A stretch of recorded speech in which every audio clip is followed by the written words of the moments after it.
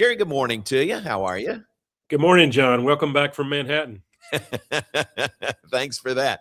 I'll see you in the office here in just a little bit. Yeah. Should we start there? Rough loss for the Bears last night against K-State.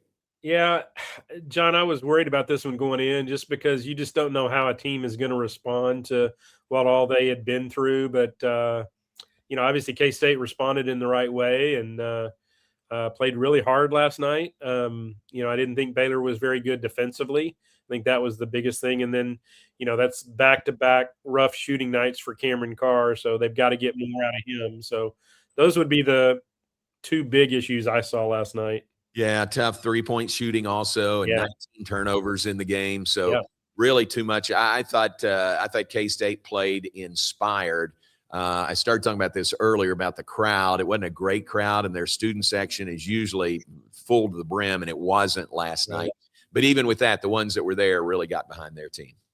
Yeah, they did, John. And, they were, particularly the students, they were chanting there at the end and stuff. And, they were definitely into the game, and it wasn't, I don't think it was anything against, Coach Tang or whatever, but I think it was just, they love K-State, that kind of thing, because the main thing they were chanting is KSU. So, like you said, not a great crowd, but the ones that were there, they really got into it. Yeah. All right. Women's basketball. We just heard from Nikki Collin. That's a big game tonight, isn't it? They get a second shot at Tech, who they lost to by 1 point earlier. Yeah, and it's been, God, John, that's so long ago. That was back in December. That's crazy, where you get TCU twice in like the last 6 games. Yeah. They played Tech, basically 2 months ago. So that game is almost forgotten. But the thing I remember is Talia just barely played. She was in for like the last 2 or 3 minutes. It's a different Baylor team than Tech is seeing. I remember in the first one, Yuting Dung, she played really well in that game, scored a lot of points. She struggled a little bit lately, but I think having Talia back in the lineup, that just makes such a huge difference. So, big game for Baylor for the women with 4 games left. You basically still control your own destiny. If you win out, you're the outright conference champions, because right now they're tied with TCU and they play them again in Fort Worth in a couple of weeks. So, they have it right there in their hands. Yeah, but they got to play it one game at a time. They can't say, all right, we're looking forward to TCU, for the championship. If you don't take care of the 3 games between now and then, it may not be for the championship. Yeah, and that was my concern even going to UCF. I know UCF isn't very good, but how do you respond after getting beat pretty good by TCU? And I thought they responded really well, John. Sunday in Orlando, really took it to them kind of from the very beginning. So you'd like to see them start like that. That's been an issue in some of the games that they've lost, is they just haven't started very well. So you'd like to see them come out of the chute and jump on Tech early. Tech's a good team. And this is a tough place to play.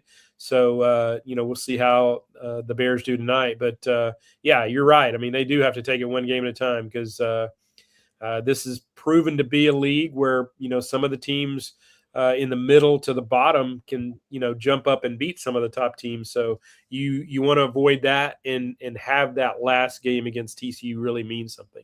Yeah, that's not original, by the way. I'm not the first person to ever say take it one game at a time. One game at a time? Yeah. I thought I was going to trademark that. So maybe thank you for telling me that. But it's not original to me. So that one comes up tonight. That'll be fun to watch. And how about baseball? Big win over Texas State. Off to a really good start to the year. Yeah, and there again, they responded really well. Texas State had a 4 spot. I believe it was maybe the 3rd or 4th inning, and Baylor came right back, took the lead back, and then just kind of rolled. Man, what a great opening weekend. I'm not sure that I've seen one quite like that, where you got a guy that hits 3 grand slam. When he came up that 3rd time, I'm like, no, he's not going to do it again. But he did. Right. And then I think it was in the next game, he came first inning. He comes up there with the bases loaded. And I'm thinking, no, not this time. But he did get a sac fly out of it. But man, what a weekend for Tice Armstrong. And then Sunday he batted with the bases loaded and got hit by a pitch. Yeah, yeah. I mean, he likes the bases loaded, apparently. That's great. It seemed like a really good start, 4-0 start. All the way around. Defense has been good. Offense has been there, 14 runs last night. And the pitching has been really good also. Yeah, I think the pitching has really held up real well. They may have, like I said, that one inning against Texas State. But other than that, I mean, they've had a pretty clean slate and, kind of true to form with Snedeker. His staff has thrown strikes. They're just not walking a lot of people. And that's one of the things that hurt Texas State last night was they just, were walking and hitting a lot of guys. So you can't give up that many free bases and hope to come out with a win. So again, Snedeker, true to his form, their pitchers are throwing strikes, not walking a lot of guys and not giving them help. So I think that's been a big key. But yeah, great start for Mitch and his crew, getting out to a 4-0 start. And they've got a big weekend coming up this weekend at Round Rock. So they'll be really tested this weekend, but I think it's good that they've got this start and kind of have a little momentum going into that weekend. Yeah, that'll be fun. Watch those games from Round Rock this weekend. Softball, another good, solid weekend, 4-1 out at San Diego. And now they go from San Diego, a tournament this past weekend, to a tournament in Clemson coming up this weekend, getting some frequent flyer miles. Yeah, going coast to coast. That's that's what Baylor softball is all about. They can play coast to coast, and yeah, you're right, John. I kind of wondered again how they would respond. They lost that first game in San Diego, and man, they just bounced back. They came back and beat San Diego maybe 2 games after that. So Glenn and his crew, we talked last week about young and dumb. They're still clicking along, and whether they know it or not, they're getting the job done. That's the big thing. And I think he's gotten better pitching too, as the, season has progressed. I know we're only 2 weeks in, but it seems like, particularly the main two, Peyton Tanner and Cameron Krieger, I think both of those have pitched really well. So, I'm hoping that Sadie Ross will come on a little bit. She struggled a little bit early, but yeah, they've done well, John. They've played the schedule in front of them and done really well. Jerry, since the last time we talked, men's tennis had quite a run, beat 3 straight top 10 opponents, made it to the semifinals of the ITA National Indoors, and lost to Texas to be bounced there. But, man, what a great run by Michael Woodson and Baylor men's tennis. Yeah, it was incredible, John, particularly that Wake Forest match. I mean, you're down 3-0 in that one, and you got to come back and win them all. And they did. A lot of 3-setters, and it came down to actually 2 third-set tiebreakers on courts 1 and 5, and Baylor just got it done.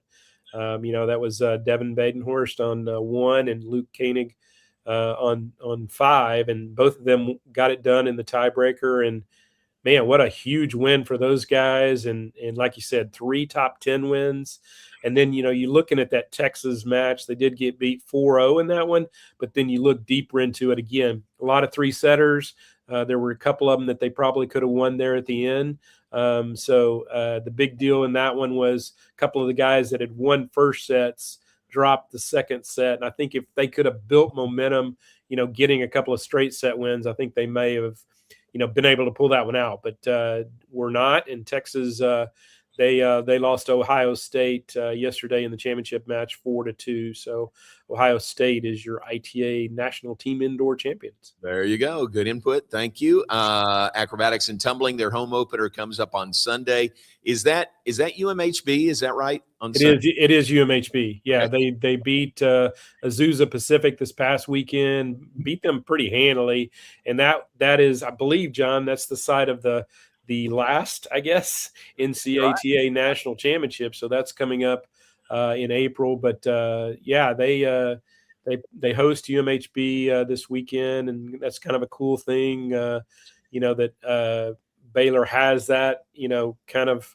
Not a rivalry, but like it's good that they've seen UMHB come along and establish that program. And yeah, so UMHB will be here and Baylor will host them. That'll be fun. That is Sunday afternoon in the Farrell Center. Farrell Center, home to A&T and Baylor volleyball. And tell me, I don't know, what's track and field doing this weekend? Yeah, this is their first weekend off, John. They competed in 5 straight meets. Tariah Kelly again broke her own school record in the 200 meters this past week at the Jarvis Scott Invite in Lubbock, and they'll go back to Lubbock next week for the Big 12 championship. So postseason's already here. They'll go there next weekend, and then the NCAA Indoor Championships will be the second weekend in March in Fayetteville, lovely Fayetteville, Arkansas. I've been there many times. Very good. All right. Anything else that we haven't covered? Women's golf goes Monday to the Chevron Classic in Houston.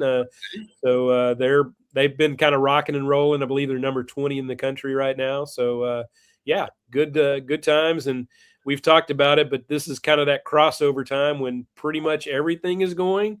So yeah, if you can find a day without Baylor events, let me know, because it just seems like they keep coming. Yeah, I saw your day planner. How full that it was. So. Yeah. You're right. Yeah. All right. Well, we appreciate your time. Thanks very much. I'll see you in the office here in a little bit. Can I add one more? Yes. Thank you. Equestrian hosting Senior Day. Oh, yes. Saturday, right? I think that's right, Saturday.